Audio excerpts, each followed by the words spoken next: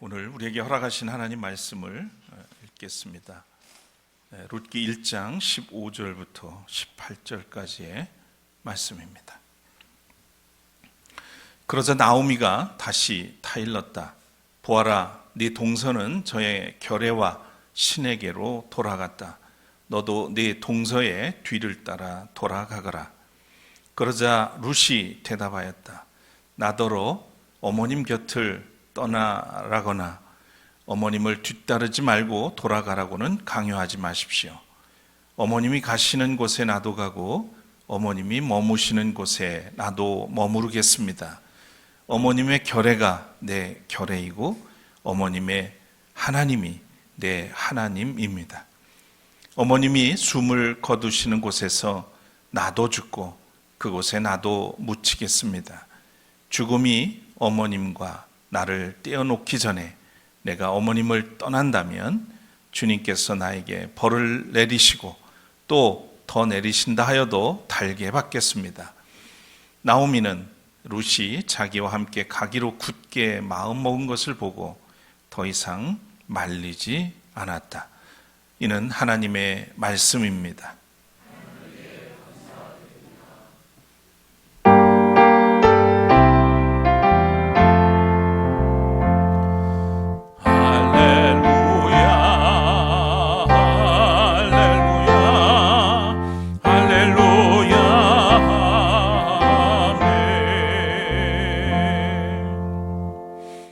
자리에 앉으시겠습니다.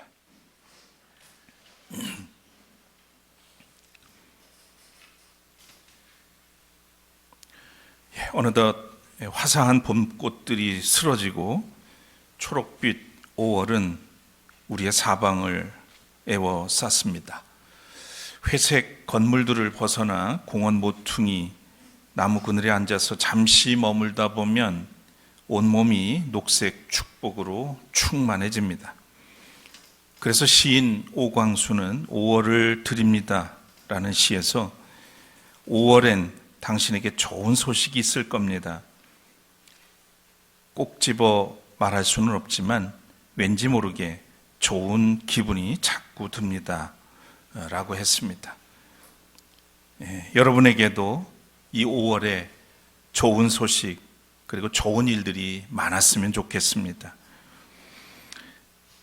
우리의 부모님은 모든 것을 받아주고 모든 것을 내어주는 숲을 닮았습니다.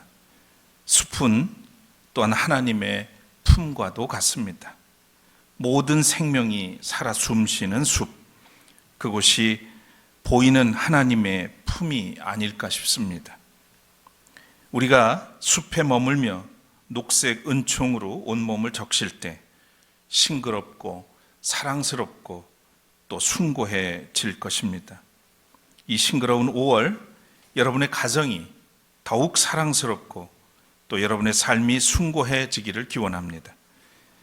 가족 간의 얼굴을 마구 부비고 싶은 그런 5월이었으면 좋겠습니다. 오늘 어버이 주일을 맞아서 어버이가 되신 모든 분들을 다시 한번 축복합니다. 이곳에 함께 하신 여러분에게도 우리 주님의 평강이 늘 함께 하시기를 빕니다. 먼저 마음을 다해서 찬양 올리겠습니다.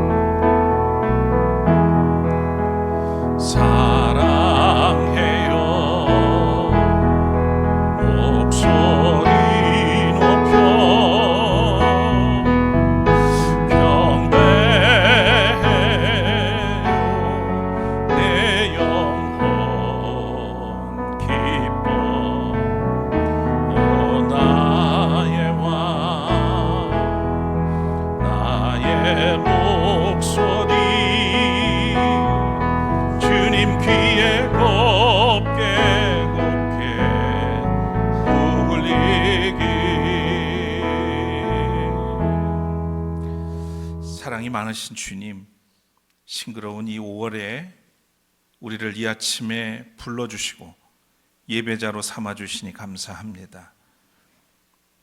가정을 더 소중히 여기며 가족들과의 돈독한 사랑을 쌓아가고 가정의 주인 된 분이 하나님임을 기억하는 그런 시간들이 되도록 우리를 이끄시옵소서. 이 시간 우리를 주의 말씀으로 불러주셨습니다. 그 말씀을 통해서 우리의 삶을 새롭게 또 온전하게 또 거룩하게 세워가도록 성령을 통해서 이끌어 주시기를 원합니다. 부족한 종에게도 주님의 능력을 덧입혀 주셔서 오로지 주님의 뜻을 순전한 마음으로 전할 수 있도록 이끌어 주시옵소서. 우리가 드리는 이 예배, 이 시간을 주님 받아주시고 예비하신 은총을 우리 가운데 덧입혀 주시옵소서. 예수 그리스도의 이름으로 간절히 기도드립니다. 아멘.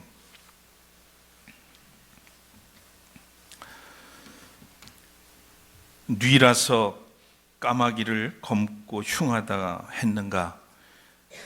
반포 보은이 그 안이 아름다운가? 사람이 저 새만한 못함을 못내 슬퍼하노라. 조선 후기에 가객, 그러니까 오늘 말로 하면 이제 가수겠죠. 박효관의 교훈가라고 하는 노래에 나오는 시조입니다. 까마귀는 다 자라면 늙은 어미에게 먹이를 물어다 먹이는 그런 새라서 반포조라고 합니다. 여기서 반포보은 혹은 반포지호라고 하는 말이 나왔다고 합니다. 한낱 우리가 보기에는 미물로만 여겨지는 이 까마귀야말로 키워준 어미새의 은혜에 보답할 줄 아는 그런 영특한 새라고 하는 점을 우리는 이 시를 통해서 보게 됩니다. 겉모양만 보고 함부로 비웃으면 안 될 일이죠. 오히려 겉은 희고 속은 시커먼 인간보다 훨씬 낫다는 생각이 듭니다. 인간이 까마귀만도 못해서는 안 될 일이죠. 오늘은 맑은 신앙의 눈을 뜬 여인, 지극한 효성을 믿음의 그릇에 담아들인 여인, 모압 출신이지만 이방 여인이지만 하나님의 백성으로 거듭난 룻을 만나보려고 합니다. 하나님의 구원의 역사가 거룩한 백성 제사장 나라 이스라엘 백성을 통해 약속의 땅 가나안에서 성취되어 가는 중에 여리고성의 라합처럼 불현듯 하나님의 택함을 받은 이방 여인이 룻이었습니다. 스토리로 보면 룻기는 유대인 남편을 잃은 모압 여인 룻이 유대인 시어머니 나오미를 지극한 정성으로 모신 아름다운 효 이야기라고 할 것입니다. 이 효성에 감동을 받은 보아스라는 나오미의 친척이 이 룻과 결혼함으로써 남은 삶을 행복하게 살았다는 이야기로 끝을 맺습니다. 그래서 이 룻기는 효와 로맨스의 이미지로 그렇게 각인되어 왔습니다. 그러나 이 스토리 너머에서 만나는 룻의 이야기는 효와 로맨스 이상의 의미를 갖습니다.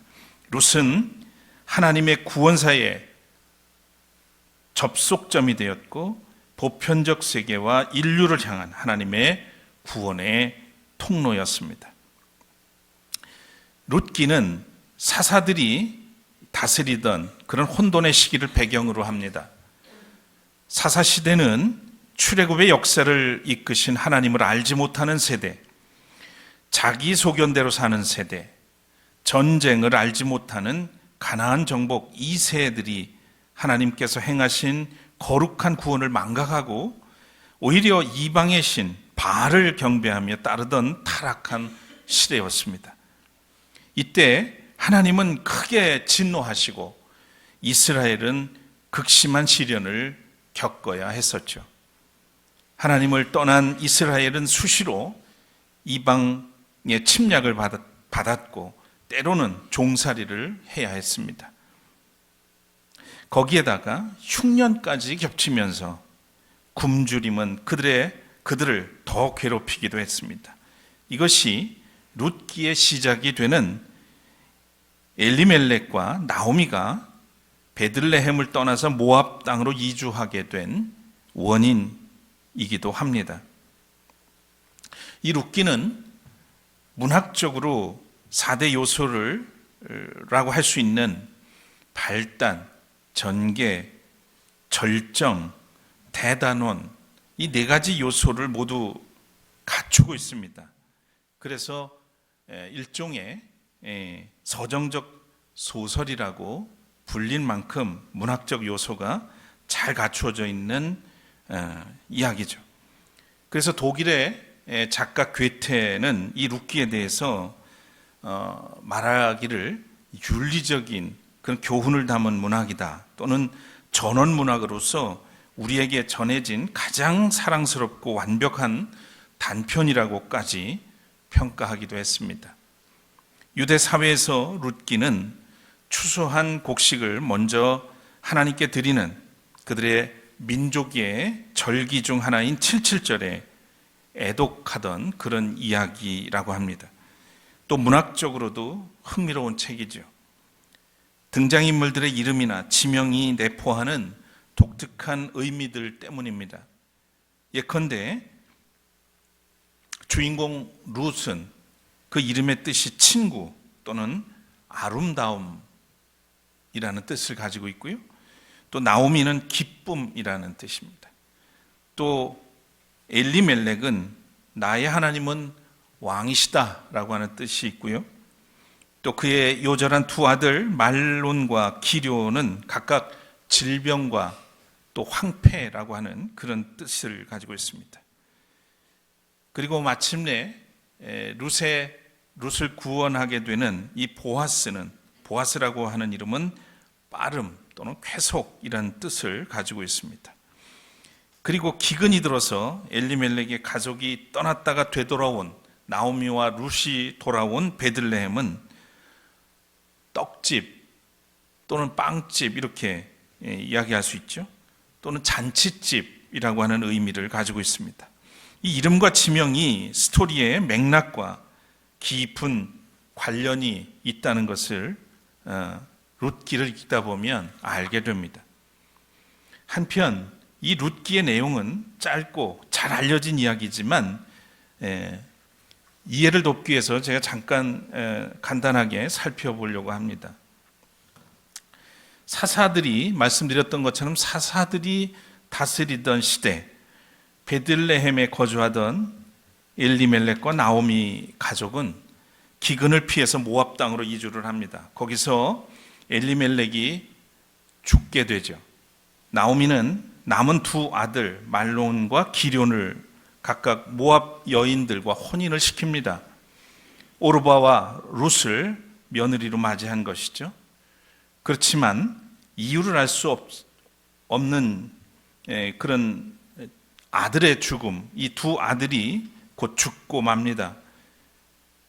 우리도 경험하는 일들이지만 불행은 항상 세트로 옵니다. 좀 차례로 오면 견딜만 한데 어떤 불행한 일이 생기면 거기에 엎친 데 겹친 격으로 세트로 오는 게 불행의 모습이기도 하죠. 마치 나오미의 상황이 그렇습니다.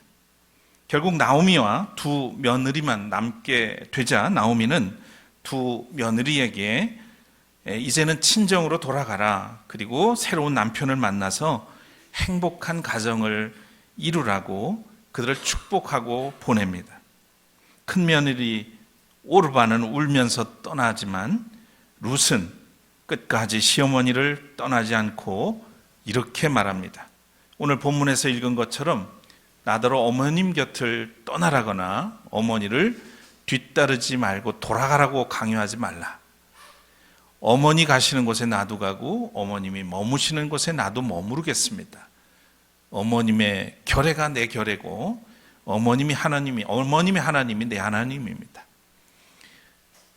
어머니가 죽으면 나도 죽겠다. 그 뒤에 나오는 말씀들이 그렇습니다.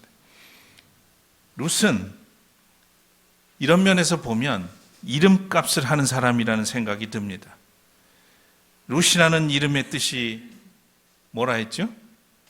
아름다움, 그리고 친구라는 뜻이라고 했죠.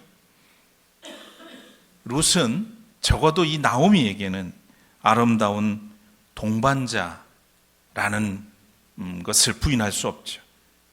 아름다운 동반자의 상징이 됩니다.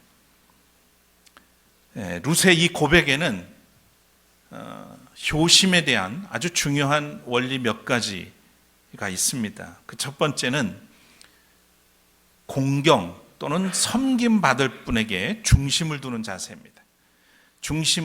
섬김의 중심을 나에게 두는 것이 아니라 받을 사람, 섬김을 받을 사람 쪽에 둔다는 거죠. 룻은 어머님이 가시는 곳에 나도 가고 어머님이 머무는 곳에 나도 머무르겠습니다 라고 합니다. 어머니 중심으로 생각하고 어머니가 원하시는 대로 또 어머니의 뜻대로 따르겠다는 고백이자 그의 선언이기도 합니다. 공경한다는 것은 어른들의 뜻을 헤아리고 그 뜻을 따르는 것이죠. 효도를 하려면 나 중심이 아니라 부모님 중심으로 생각을 해야 합니다. 섬김의 기본은 상대방이 바라고 원하는 뜻을 따라주는 겁니다. 두 번째로 공경은 자신을 비우고 동화 혹은 동일시하는 것이다 하는 것을 보게 됩니다. 룻은 어머님의 결례가 내 결례입니다 라고 했습니다. 어머님의 백성이 나의 백성이 되고 어머님의 나라가 곧 내 나라입니다 라고 고백을 했던 거죠.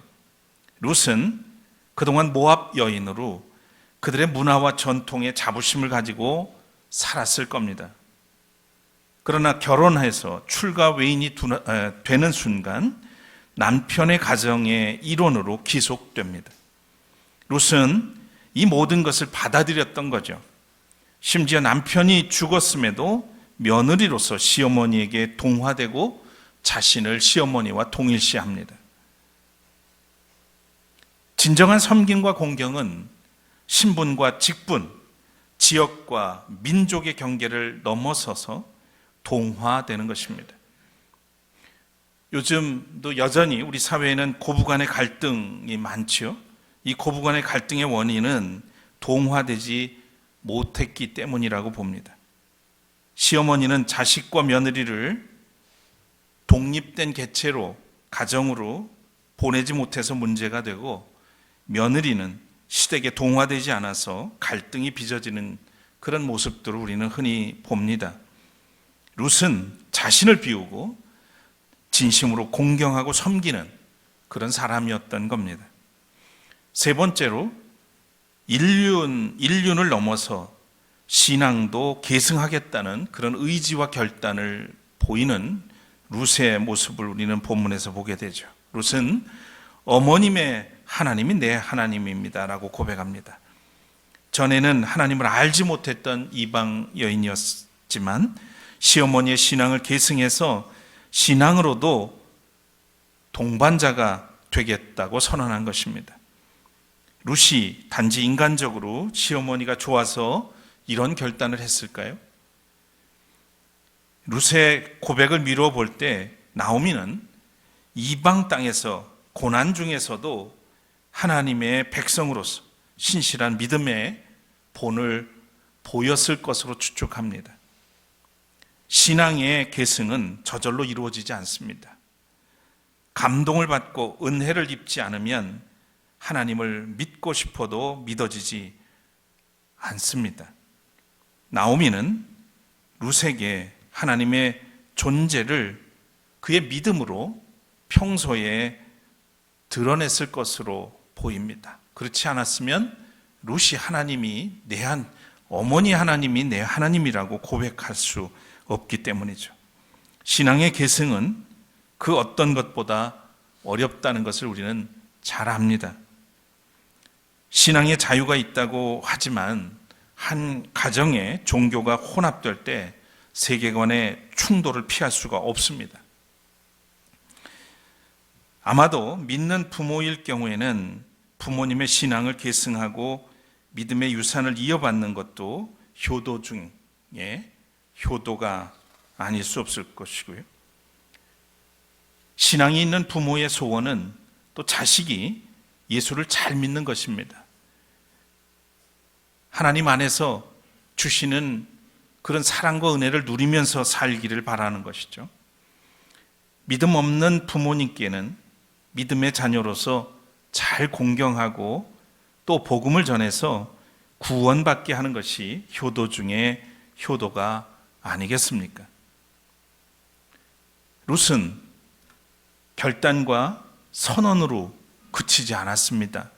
시어머니와 함께 베들레헴으로 돌아온 이 룻은 밭에 이삭을 주워 모아서 시어머니를 봉양하면서 생계를 지탱했습니다.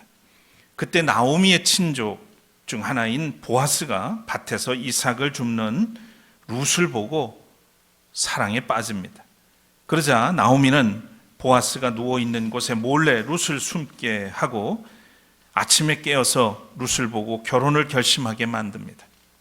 이렇게 그 어려운 고부간의 관계는 아름다운 동행이 계속됩니다. 하나님은 룻에게 은혜를 입혀주셨습니다. 율법의 절차를 따라서 나오미의 친족 중에 보아스와 룻과 합법적으로 결혼해서 가정을 이루게 하셨고 이 가정에 아들 오벳을 허락하셨습니다.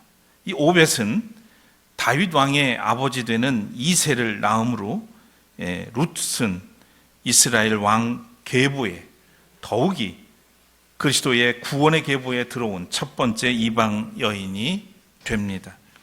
효성이 지극한 이방 여인에게 베푸신 하나님의 은총이 아닐 수 없습니다. 룻기는 룻이라고 하는 한 이방 여인이 이스라엘 남편과의 사랑 에로스에서 시작을 하지만 남편이 죽으면서 에로스는 필리아 곧 부모와의 사랑으로 이어지는 그런 내용을 담고 있습니다. 그러나 이 모든 이야기 중심에는 하나님의 사랑 아가페로 귀결되는 이야기인 겁니다. 룻의 이야기는 성서에 나오는 이야기 가운데서도 특히 한국적 정서를 잘 담아낸 그런 효사상이 있고요. 또 젊은이들이 추구하는 이 로맨스 사상을 탁월한 기법으로 엮어낸 에피소드입니다. 그래서 룻의 이야기는 오랫동안 소설 또는 교회 음악 그리고 연극의 소재로 애용되어 오기도 했습니다. 그렇지만 룻의 에피소드는 단순히 효녀 이야기가 아닙니다. 성공한 로맨스도 아니죠. 룻의 이야기는 하나님의 구원의 이야기이며 또 믿음의 이야기입니다. 하나님의 구원은 이스라엘이라는 민족의 담과 벽을 넘어서 이방인 모두를 품고 계시는 하나님의 보편적 구원과 사랑을 증언하고 있습니다. 하나님의 구원은 창세 이후 그리고 타락 이후에도 계속되는 하나님의 목적이었으며 룻은 이 하나님의 세계 구원에 참여한 처음 이방인의 표상이 된 것입니다. 여기에는 또 하나님의 놀라운 비밀이 하나 있습니다. 이것은 하나님의 거대한 이 구원은 유대인만이 아니라 모든 이방인도 초대된 하나님 나라의 축제요 잔치였다고 하는 것을 보여주는 것이죠.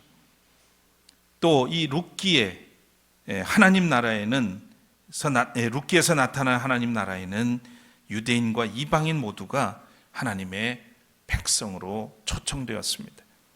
룻기는 당시 이방인을 무시하고 천시하는 배타적인 그런 민족주의에 사로잡힌 이스라엘 민족을 향해서 던지는 하나님의 보편적 구원의 메시지인 겁니다. 또한 룻기는 당시 가부장적 사회구조 속에서 비하되던 여성을 남성과 똑같은 하나님의 구원의 주체로 드높이는 그런 의미도 깃들어 있습니다. 이해할 수 없는 것은 지금도 이 이스라엘은 선민의식, 유대인 우월의식 속에 사로잡혀서 팔레스타인에서 인종 청소를 목표로 전쟁을 일삼고 있다는 것이죠. 이해할 수 없는 일입니다. 이런 과정을 거쳤음에도 불구하고 하나님이 어떤 분인지를 이토록 룻기를 통해서도 그리고 성서의 말씀을 통해서도 가르쳐 주셨지만 그들은 이 선민의식에 우월의식에 사로잡혀서 여전히 살생을 또 생명을 파괴하는 일을 서슴지 않고 있는 것입니다. 룻은 하나님이 친히 지배하시고 운행하시는 거룩한 여정에 참여한다는 이 신앙의 눈을 가지고 있었습니다. 하나님, 어머님의 하나님이 내 하나님입니다 라고 하는 이 고백은 신앙의 눈을 의미하고요, 지극한 효심을 반영한 선언이라고 하겠습니다. 효의 문제는 하나님의 계명이죠. 기독교에서는 신앙의 근본이라고 할 수 있겠습니다. 네 부모를 공경하라 하는 이 말씀은 10계명 중에서 인간을 향하신 첫 번째 계명이고요, 또 절대 명령입니다. 여기에는 선택의 여지가 없습니다.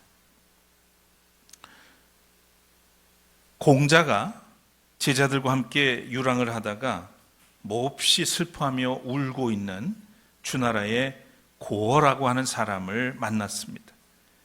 공자가 다가가서 물어보니 고어는 우는 까닭을 이렇게 말합니다. 저는 3가지 잘못을 저질렀습니다. 첫째는 젊었을 때 학문을 좋아해서 천하를 두루 돌아다니다가 집에 와보니 부모님이 이미 세상을 떠난 것이요. 둘째는 섬기고 있던 임금이 사치를 좋아해서 충언을 좋아하고 충언을 듣지 않아서 그에게서 도망쳐온 겁니다. 그리고 3번째는 벗과 부득이한 사정으로 교제를 끊은 것입니다. 그러면서 이렇게 이어서 말합니다. 무릇 나무는 조용히 있고자 하나 바람 잘 날 없고, 자식이 부모를 모시고자 하나 부모는 이미 안 계신 것입니다. 흘러간 세월을 돌릴 수도 없으니 다시는 뵐 수 없는 것이 부모님이지요. 고어는 이 말을 남기고 마른 나무에 기댄 채 죽고 말았답니다. 고어가 남긴 이 말에서 바람과 나무의 탄식이란 뜻의 풍수지탄 또는 풍목지비라는 고사성어가 비롯되었다고 합니다. 효도를 다하지 못한 채 어버이를 여인 자식의 슬픔을 일컫는 고사성어입니다. 우리가 잊지 말아야 할 것이 하나 있습니다. 그것은 효도는 언제나 할 수 있는 것이 아니라는 것입니다. 기회가 지나가면 하고 싶어도 할 수 없는 게 부모를 섬기는 일이고 이웃을 섬기는 일입니다. 효도뿐이 아닙니다. 모든 일에는 기한이 있습니다. 그 일 중에서도 하나님을 섬기고 이웃을 섬기는 일을 미루지 말아야 하겠습니다. 또한 가족에 대한 사랑도 미루지 말아야 합니다. 가족들도 항상 곁에 있는 것 같지만 홀연히 떠나는 게 또 가족이기도 합니다. 사랑하는 여러분, 우리가 하나님의 자녀로서 누군가의 구원의 통로로 부름받았음을 기억하기를 바랍니다. 그 중에서도 가족이라는 아름다운 순례자들이 있습니다. 후회 없이 미련 없이 섬기는 근본 있는 그리스도인들 되시기를 축원합니다.